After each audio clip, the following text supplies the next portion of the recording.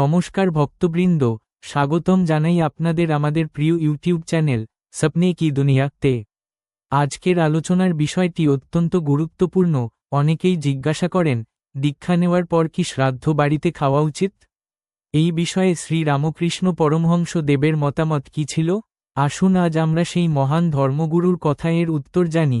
শ্রী রামকৃষ্ণ দেব বলেছেন, দীক্ষা মানে শুধু একটি আচার নয়, এটি একজন মানুষের আত্মিক পুনর্জন্ম।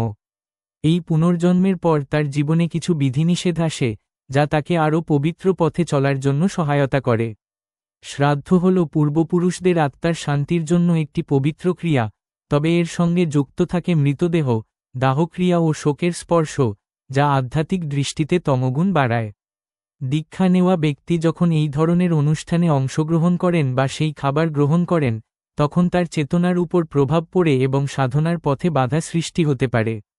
শ্রী রামকৃষ্ণ বলেছিলেন, যে সাধক নিজের ভেতর ঈশ্বরকে অনুভব করতে চায়, তার উচিত পবিত্রতা বজায় রাখা, বিশেষ করে খাদ্য ও পরিবেশের বিষয়ে, তবে এক্ষেত্রে সর্বদা নিয়ম এক নয়। গুরু বা আশ্রমের নির্দেশ অনুযায়ী চলা উচিত।